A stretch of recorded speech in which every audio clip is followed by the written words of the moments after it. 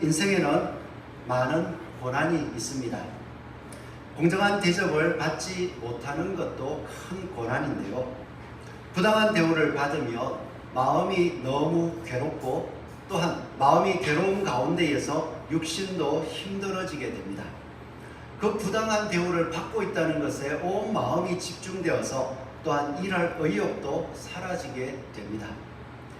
고난이라는 것은 바로 마음의 의욕이 꺾여서 자신이 해야 될 일을 하지 못할 때 느끼게 되는 감정이라고도 할 수 있는데요. 야곱도 하란에 와서 부당한 일을 많이 겪었습니다. 외삼촌의 목자로서 사는 동안에 일반 목자들과 다른 대접을 받았습니다. 일반 목자들이 어떻게 살았느냐, 우리는 야곱이 처음 하란에 도착했을 때 목자들의 모습을 보면 알 수 있는데요. 처음 하란에 도착했을 때 우물가에 목자들이 있었습니다. 그리고 야곱은 그들과 대화하다가 저 멀리에서 라헬이 온다 하는 이야기를 듣고는 목자들에게 이야기합니다. 아직 해가 길게 남아 있으니까 얼른 물을 먹이고 가서 양의 풀을 뜯겨라. 그렇게 했더니 목자들은 우리는 그렇게 하지 못하겠다. 계속 쉬면서 목자들이 다 모이면 물을 먹이고 돌아가겠다. 그렇게 이야기를 했습니다. 그 모습을 볼 때에 그 당시 목자들은 좀 게을렀다 할 수도 있을 것 같아요. 때가 되어서 저녁 때가 되어서 다 물 먹일 시간에 모이고 그때 모여서 물을 먹이고 돌아가면 그래도 좀 신실하다 이야기할 수 있겠는데, 야곱과의 대화의 모습 속에 보면 미리 와서 풀도 안 뜯기고 그 주변에 기다리고만 있는 모습을 볼 때면 게으른 것입니다. 그런데 야곱의 모습은 어땠습니까? 그렇게 일반적인 목자와 똑같이 생활하게 놓아둔 것이 아니라 라반은 엄하게 대하더라고요.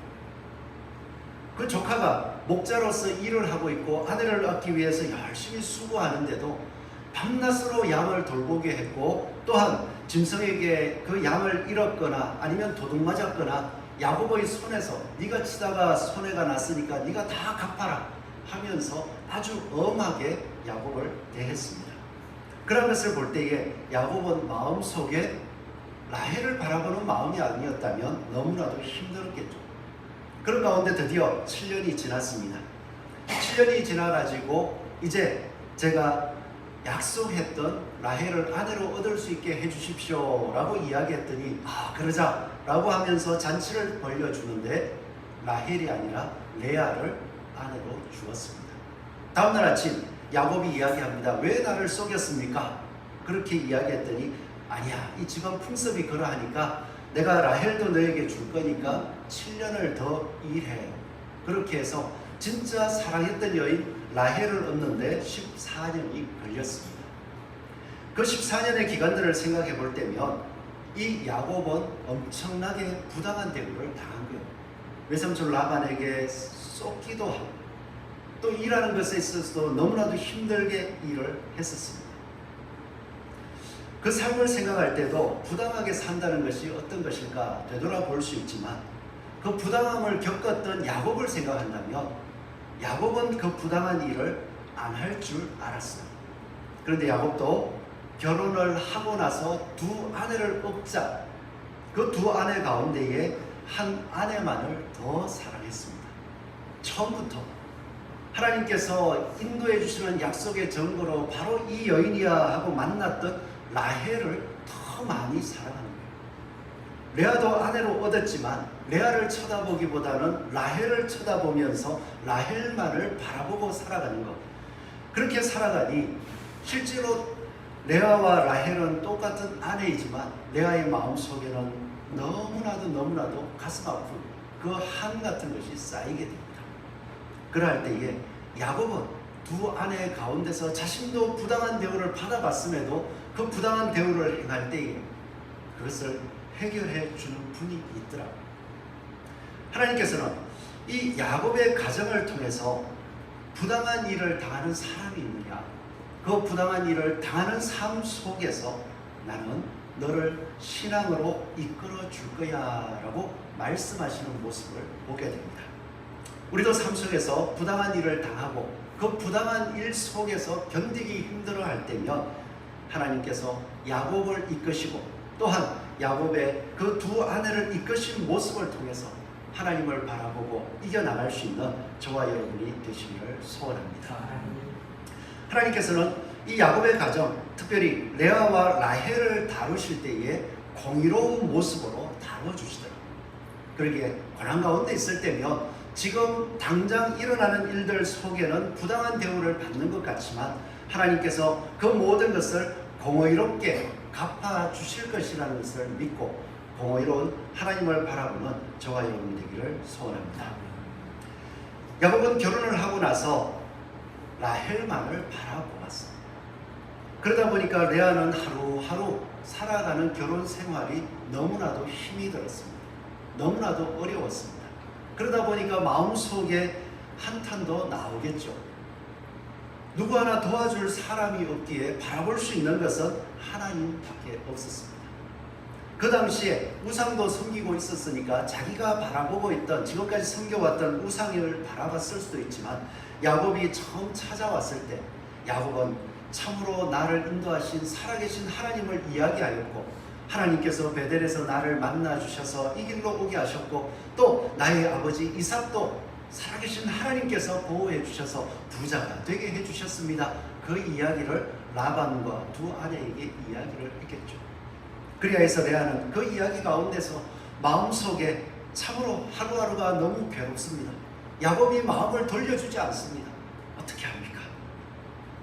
야곱의 하나님, 나를 좀 돌봐주십시오. 그렇게 기도했을 거예요. 그럴 때에 하나님께서는 29장 31절 말씀을 보면 여호와께서 레아가 사랑받지 못함을 보셨다는 거예요. 야곱의 가정을 내가 너와 함께 할게 라고 말씀하신 하나님께서 함께 하시면서 레아가 야곱으로부터 사랑받지 못함을 보시고 그것을 아시고 레아의 태를 열어주셨습니다. 사랑받지 못했던 레아에게 있어 자녀가 태어난다는 것 너무나도 기쁜 소식이죠. 그러하게 마음의 소망을 가집니다. 나에게 야곱의 아이가 생겼으니 야곱이 이제는 나를 사랑해 줄 거야. 야곱은 이제 나와 함께 있을 거야. 그러한 기대감을 가지게 됩니다. 그래서 첫 번째 아이를 로벤이라고 하는데요. 그 아이가 태어났을 때에 여호와께서 나의 괴로움을 돌보셨으니 여호와가 나의 괴로움을 돌아보셨습니다 라고 이야기를 하더라는 것입니다. 그리고 나서 또 이야기합니다. 돌보아 주실 줄 알았는데 실제로는 아이가 태어나서 잠깐 아이를 보고 또 야곱이 기뻐해주고 자기와 함께 있다가 조금 지나서는 또 라헬에게로 돌아갑니다. 그리고 또 아이를 키우면서도 너무나도 마음이 괴로웠습니다. 그런데 하나님께서 또 연달아서 둘째를 주셨습니다. 그렇게 둘째를 받고 나니까 하나님 앞에 또 이렇게 이야기합니다. 여호와께서 내가 사랑받지 못함을 들으셨으므로 내게 이 아들도 주셨다. 여호와께서 나에게 사랑받지 못하는 그 모습을 보시고 나에게 아들을 또 주신다는 것을 이 레아가 바라보고 있습니다. 그렇지만 역시나 야곱은 잠깐 아이를 보았다가 또 라헬에게로 돌아갑니다. 하나님께서는 그 모습을 아시고 또 둘째가 어느 정도 크고 나서 한 1년 정도 된 것 같아요. 터울이 셋째를 또 주셨어요. 그랬더니 레아의 마음속에 여전히 남편의 사랑을 못 받고 있지만 소망이 생깁니다. 왜? 하나님께서 내가 사랑받지 못하는 모습을 보고 계속해서 자녀를 주시니까 하나님께서 해주시겠구나. 그래서 셋째를 낳고 났더니 내 남편이 지금부터 나와 연합하리로다. 하나님께서 해주실 거라는 것을 소망하게 됩니다. 그래서 이름을 레위라고 합니다. 그리고 또 여전히 남편이 연합하지 않는 모습 속에서 살아갈 때에 하나님께서는 또 1년이 지나서 넷째를 주셨어요. 넷째의 이름을 유다라고 했는데 유다를 어떻게 이름 지었냐 하면 여호와를 내가 찬송하겠다. 이제부터는 내가 여호와를 찬송하겠다.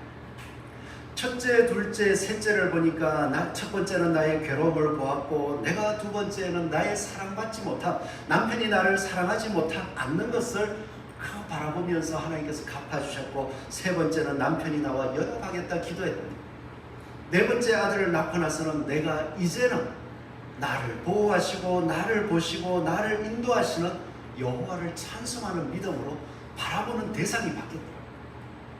남편의 사랑을 받지 못했다고 생각하고 그것으로 너무나도 가슴 아파 있었는데 하나님께서 그것을 보시고 하나, 둘, 셋, 넷을 주시는 동안에 여전히 남편의 사랑은 좀 멀리 있지만 하나님께서 나를 바라보고 계시기에 하나님이 인도하시기에 나는 이제는 여호와를 찬송하는 믿음으로 변해 있더라는 것입니다.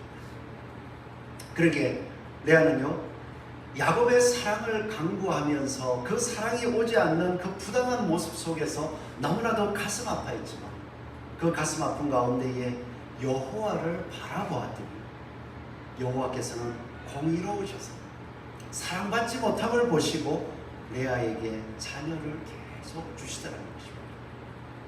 근데 한편으로 생각하면 이것이 공의로우신 하나님께서 주시는 위로라는 것을 어떻게 알 수 있냐 하면 그 야곱을 바라보면서 사랑해 주지 않는데 바라볼 수 있는 게 뭐가 있겠습니까? 근데 자녀가 태어나면 자녀를 돌보면서 또 자녀가 돌보는 것은 쉽지 않죠. 쉽지 않고 고생하는 가운데에 자녀 돌보는 낙에 때로는 고통을 잊을 수 있다. 그런데 그런 아이들이 하나, 둘, 셋, 넷 연년생으로 4명이 태어났다라고 한번 생각해 보십시오. 어떻겠어요? 이때의 아이를 넷 낳았다. 이 근심은 돼도 애들 보느라고 근심을 잊을 수 있었을 것 같아요. 그리고 아들을 바라보면서 이 아들들이 이 가정을 이어갈 수 있다는 걸 생각하면 하나님께서 이렇게 위로해 주시는구나, 그것을 생각할 수 있을 것입니다.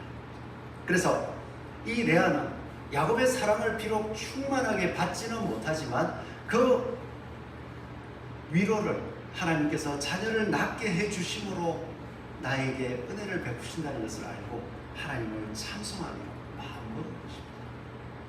오늘 우리의 삶 속에서도 여전히 레아와 같이 부족한, 부당한 대우들을 받는 일들이 많이 있을 것입니다. 왜냐하면 부당한 대우를 받았던 야곱도 실제로 자기 일이 되니까 사람인지라 부당한 모습이 나오잖아요. 사람들이 가정에서 살아도 그렇고요. 그리고 또한 직장에서 직장 생활을 해도 그렇고요. 때로는 친구를 만나도 똑같더라고요.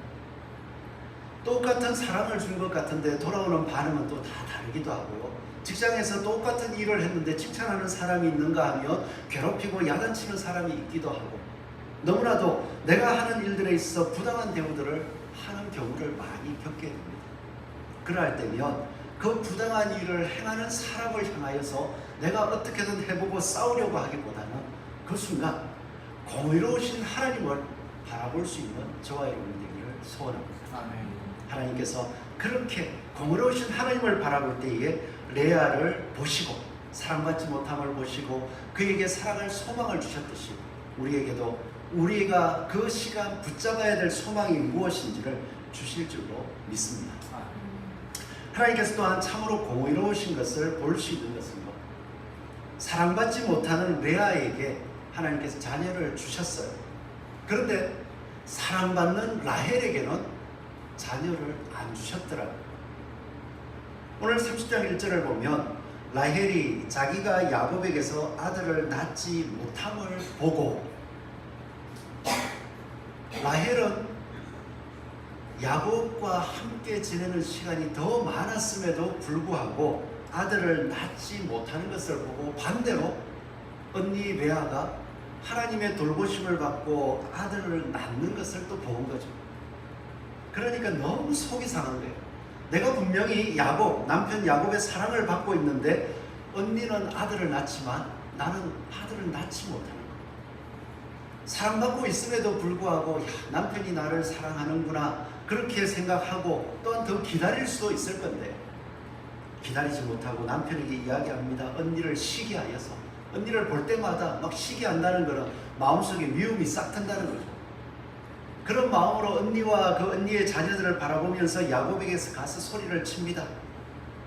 남편의 이름을 좀 세게 부르겠죠. 라헬이 야곱을 보면서 야곱 막 하면서 소리를 쳤을 것 같아요. 그러니까 또 야곱이 그 상황을 다 알고 있으니까 또 약간 마음에 또 사랑하기도 하고 기가 죽어서 이래 뭐라 하나 들어보자 하니까 하는 말이 신세 한탄을 하는데, 내게 자식을 낳게 해라. 그렇지 않으면 내가 죽겠다. 내 지금 죽어버리겠다. 야곱으로서 사랑하는 아내가 그 일에 이야기하면 얼마나 속이 상하겠어요. 당장에 나에게 애를 갖게 해라. 왜 언니는 그렇게 애를 다 갖게 하면서 나에게는 애를 갖게 안 해주냐. 야곱 잘못인 것처럼 막 덮어씌우는 거예요. 그랬더니 야곱이 이야기합니다. 2절에 야곱이 라헬에게 성을 내어 이르되 그대를 임신하지 못하게 하시는 이는 하나님이시니 내가 하나님을 대신하겠다. 라헬아, 너도 알잖아. 내가 너를 사랑하고 있는 힘껏 너에게 진짜 사랑을 베풀었는데 애가 태어나지 않는 것은 나 때문이 아니야. 하나님께서 막으시는 게 있는 거야. 그렇게 화를 내면서 이야기를 했어요. 그렇다면 이 라헬이 지금 바라보고 있는 모습들을 바라볼 수 있는데요. 라헬은 야곱의 사랑을 받는 것, 외적으로 야곱이 사랑해 주는 것을 독차지하고 있는 모습, 그것으로 일단은 기뻐하고 있어요. 지금 야곱이 이야기할 때에 내가 아니라 하나님께서 너에게 자녀를 주지 않는 거야. 하나님께서 주지 않는 거야 라고 이야기를 들었으면 어떻게 해야 될까요? 아, 하나님이 나에게 자녀를 주시지 않고 언니 레아에게는 하나님께서 자녀를 주셨구나 하는 이야기를 들었다면 레아를 시기하고 있지만 어떻게 하시겠어요? 여러분들 같으면 여러분 우리 지금 현재는 두 아내가 같이 살 수도 없지만 여러분들 같으면 어떻겠습니까? 라헬이 야곱을 통하여서 하나님이 막으시는 거야 라고 하면 포기하시겠습니까? 아, 하나님이 막으시는구나, 하나님이 안 주시는구나, 안 되겠다, 어쩔 수 없다, 그렇게 포기하시겠습니까? 아니면 하나님이 안 주시는 거야, 그래 하나님이 안 주시는 거야, 그렇다면 하나님께 달라고 내가 야곱 앞에서 내가 죽겠노라 라고 이야기했듯이 하나님 앞에 내가 죽을 각오하고 기도해 보겠다, 이렇게 생각하십니까? 라헬은 진짜 기대하기는 야곱의 그 이야기를 듣고 레아가 하나님을 바라보고 그 사랑받지 못함을 들어주셨다면 하나님, 제 행동을 돌아보면서 하나님이 기뻐하실 수 있도록 제가 사랑도 나눠주고 하나님께 달라고 기도하겠습니다, 죽기를 각오하고 기도하겠습니다, 이런 모습을 사실 기대했거든요. 그런데 라헬은 역시 야곱의 사랑을 독차지하려고 하는 모습이나 또 하나님이 나에게 아이를 안 준다면 그렇다면 또 인간적인 방법을 쓰려는 철저하게 세상적인 눈을 가지고 있다는 걸 보여주더라고요. 그래서 어떻게 합니까? 자기에게 아버지가 붙여준 여종, 시녀라고 할 수 있죠. 여종을 야곱에게 주면서 그래 하나님이 나에게 아이를 안 준다고? 그렇다면 내가 아이를 얻을 수 있는 방법은 내 시녀를 당신에게 줘서 아이를 얻어서 그 아이를 내가 키우는 거야. 그러니까 야곱, 당신은 내 시녀와 같이 동침을 해서 아이를 낳아. 인간적인 방법이잖아. 그럼에도 야곱은 이 라헬을 사랑하니까 어쩔 수 없이 또 시녀를 받아들입니다. 그리고 받아들여서 동침을 했더니 진짜 하나님께서 자녀를 주셨어요.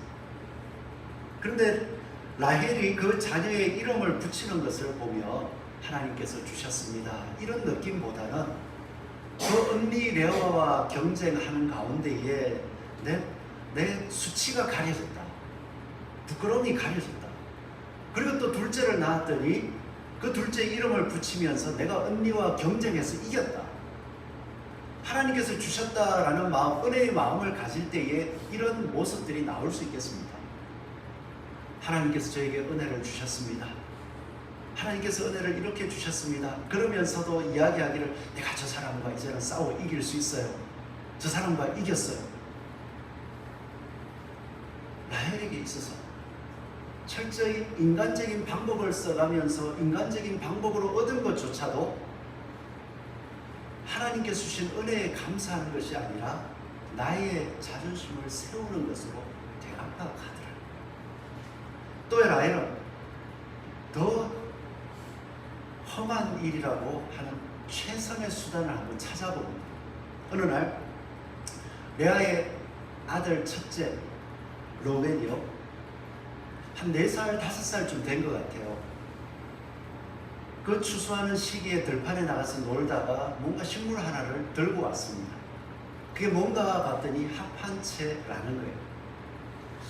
그 합한채라는 것은 정확하게는 알 수 없지만 그 당시에 임신 촉진제로 사용된 풀이었을 것이다. 그렇게 이야기를 하거든요. 근데 로벤 아이가 그걸 들고 와서 엄마에게 딱 주는 것을 이 라헬이 봤습니다. 임신 촉진제. 내가 아들을 못 낳고 있으니까 하나님이 못 낳게 하신다면 내가 저 방법이라도 써봐야겠다. 그렇게 하면서 레아에게 이야기합니다. 그걸 나를 달라. 언니는 애가 많잖아. 그렇게 하니까 이 레아도 이야기를 합니다. 이 대목이 중요한 거예요. 15절 말씀입니다. 15절을 한번 보시면 레아가 그에게 이르되 내가 라헬이에요. 내가 내 남편을 빼앗은 것이 작은 일이냐. 그런데 내가 내 아들의 합한채도 빼앗고자 하느냐. 무슨 의미일까요? 이 말의 의미를 보면 내가 라헬 네가 내 남편을 빼앗은 것이 작은 일이냐. 이것은 이어지는 말씀을 생각해 볼 때면 야곱을 레아에게 보내주지를 않는 거예요. 레아와 잠자리를 같이 하도록 보내주지를 않는 거예요. 그래서 그 뒤에 보시면은 그러면 15절 중반에요. 언니의 아들의 합한채 대신에 오늘 밤에 내 남편이 언니와 동침하리라. 그리고 뒤에 가서 16절 보면 저물 때에 야곱이 들에서 돌아오매 레아가 나와서 그를 영접하게 이르되 내게로 들어오라. 내가 내 아들의 합한채로 당신을 삼노라 했더니 야곱은 또 아무 말 안 하고 그 밤에 야곱이 그와 동침하였더라. 그 이야기 뭡니까? 라헬이 언니를 시기하여서 이제 남편 야곱을 꼭 붙들고 안 보내주는 거예요. 레아로서는 그것도 억울한데 임신 촉진제다라고 이야기하는 그 합한채를 달라고 하기 얼마나 속이 상하겠어요. 그때에 이 라헬은 큰 선심 써는 것처럼 내가 남편을 하루 보내줄게. 그렇게 해서 합한채를 샀습니다. 인간적인 방법이잖아요. 라헬은 끊임없이 인간적인 방법을 써서 모든 진짜 자기 수치를 가려보려고 했지만 야곱의 사랑받는 그 사랑을 정력해 보려고 했지만 합한채를 사용한 라헬은 아이가 없었습니다. 근데 반대로 도리어 그 억울한 가운데에서 하나님을 바라보고 있던 레아에게 5째 아들을 주시고 6째 아들을 주시면서 여호와 앞에 더욱더 당당하게 살아가게 하시더라고요. 그러기에 우리는 이러한 모습들을 바라볼 때마다 부당한 대우를 받는다. 그 부당함이 마음속에서 너무나도 힘들고 어렵지만 하나님께서는 반드시 공의로 판단하시고 갚아주신다는 것을 바라볼 수 있기를 소원합니다. 그래서 혹시나 내가 외적으로 많은 것을 누리고 있는데 하나님이 주시는 게 안 풀린다면 라헬을 바라볼 때면 사랑을 나눠야 되죠. 하나님이 나를 보실 건데 내가 하나님 앞에 서야겠구나. 내가 야곱의 사랑을 독차지하려고 모든 것을 빼앗아놨는데 아니구나. 이것을 나눠주고 하나님 앞에 엎드린다면 하나님이 들어주시고, 그렇지만 또 부당한 가운데 있다면 레아처럼 그것을 가지고서 내가 한번 대항해보겠다, 싸워야겠다가 아니라 여호와 하나님 앞에 엎드려야겠다, 하나님께서 도와주실 것이야 하고 하나님을 소망하며 나아가는 저와 여러분 되기를 소원합니다. 이렇게 하나님께서는 부당한 야곱의 모습 속에서도 약속하신 복을 이루어 주셔서 많은 자녀를 낳게 해 주시고 야곱이 세력을 이루게 해 주셨습니다. 하나님께서 이렇게 약속하신 자녀들을 많이 얻게 해 주신 이후에 이제 라반과 품삯으로 정했던 14년이 끝났습니다. 이 끝나는 시점이 요셉이 태어났을 때쯤이에요. 목자 생활을 하는 게 너무나도 힘들었잖아요. 밤낮 수고하고 잃어버린 것들은 다 메꿔야 되고, 그렇게 손해난 것을 또 이야기 보고를 하면은 라반은 막 진짜 화를 내면서 네가 책임져라 막 그렇게 하는 게 얼마나 억울했겠어요. 이제 14년이 마쳤습니다. 가진 거라고는 아내 4명과 그리고 자녀 12명. 이제 그래도 14년이 되었으니까 라반에게 이야기합니다. 14년 품삯을 다 채웠습니다. 이제 저는 아버지 집으로 돌아가겠습니다. 저를 보내주십시오. 이러면 라반이 흔쾌히 보내줘야 되는데 또 라반이 또 합니다. 야곱, 너 때문에 하나님께서 나한테 복 준 것을 알겠어. 거꾸로 이야기하면 하나님을 바라보면서 성실하게 일했던 너 때문에 내 재산이 이렇게 많이 늘어났는데 내가 너를 보내줄 수 없지. 야곱아, 너 품사 뭘 받을지 얘기해라. 그러면 내가 그거 줄 테니까 나와 같이 있자. 이렇게 말할 수 있는 이유가 뭘까요? 여전히 야곱은 처자를 데리고 있지만 자신의 것이 아닙니다. 라반이 보내줘야만 독립을 하는 거예요. 그러게 여전히 라반 밑에 소유처럼 남아있기 때문에 라반이 보내주지 않으면 갈 수가 없는 거예요. 그래서 이야기하기를 그렇다면 안 보내줄 생각이구나 라는 것을 깨닫고 라반에게 얘기했습니다. 그러면 저에게 품삯을 주시되 다른 돈을 주시지 마시고 이렇게 해주십시오. 어떻게? 양들은 보통 하얀색입니다. 그래서 양들 가운데에 얼룩지거나 뭐 검은 양이 나오거나 이런 건 거의 가능성이 희박하거든요.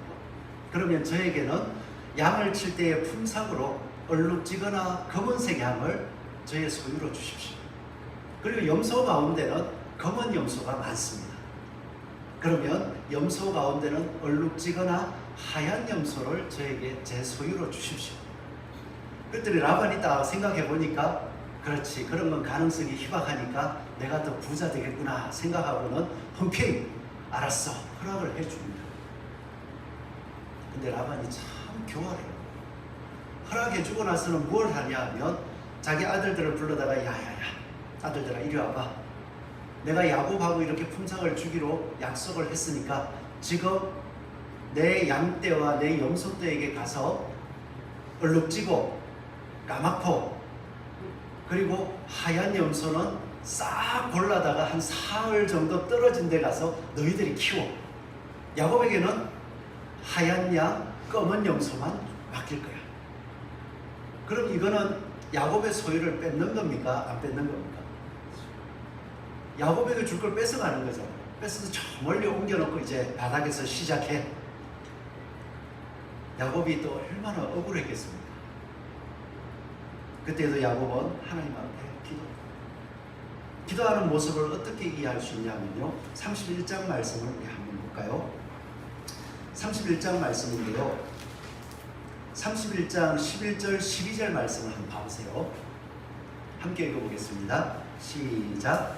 꿈에 하나님의 사자가 내게 말씀하시기를 야곱아 하기로 내가 대답하기를 여기 있나이다 하매 이르시되 내 눈을 들어보라.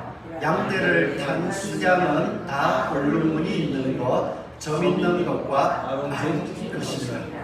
라반이 내게 행한 모든 것을 보았노라.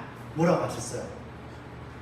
하나님이 꿈에 나타나셔가지고 지금 너무나도 기가 막히고 억울한 순간 14년 동안 죽도록 고생했더니 좀 보태주지는 않을 망정 있는 것마저 뺏어가면서 맨 바닥에서 고생하라고 그렇게 행하는 순간 하나님 앞에 진짜 어떡할까요 하는데 베델에서 나타나셨던 그 하나님, 꿈에 나타나셨던 그 하나님께서 다시 나타나셔서 야곱아 내 눈을 들어서 봐라. 걱정하지 마라. 그 양들이 그리고 그 염소들이 새끼를 낳을 때면 다 네 거가 될 거야. 하나님이 약속해 주신 거예요. 그러니 야곱은 그 약속을 믿고 열심히 또 양을 칩니다. 양을 치는 가운데에 오늘 30장 말씀에 보면 이거 있을 수도 없는 일이라고 이야기해요. 양을 치는 가운데에 이제 튼튼한 양들이나 튼튼한 염소가 새끼를 뵐 때쯤 되면은 물 먹는 구유 앞에, 물 먹는 데 앞에다가 알록달록한 나무를 쫙 펼쳐 놓는 거예요.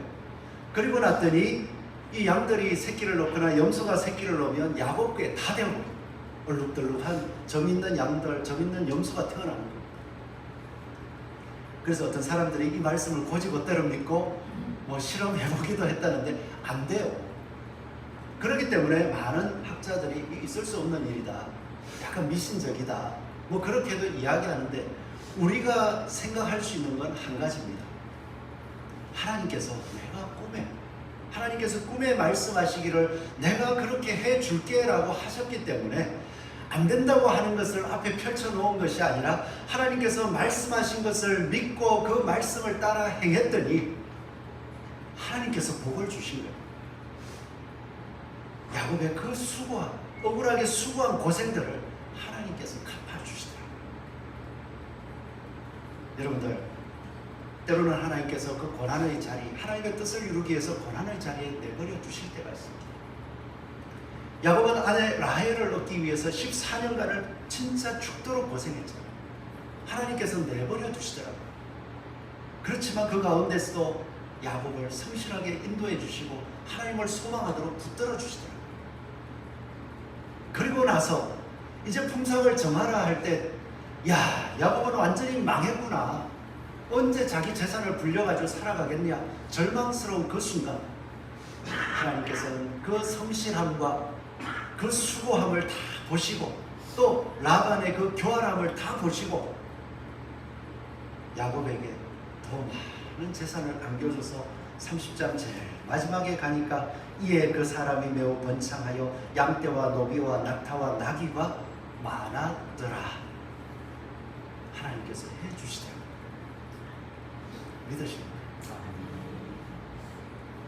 하나님께서 저와 여러분들의 삶 속에서 지금 고난 가운데 있다면 고난을 보시고 위로하시는 하나님께 소망을 주십시오.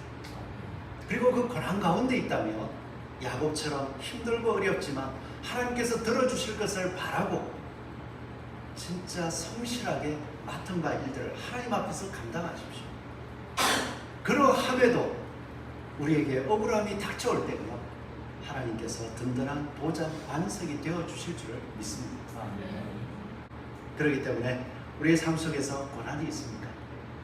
하나님을 바라보시며 성실하게 살아갈 때에 내 힘이 아니라 하나님의 능력으로 우리의 삶을 복으로 바꿔주실 줄을 믿습니다. 기도하겠습니다.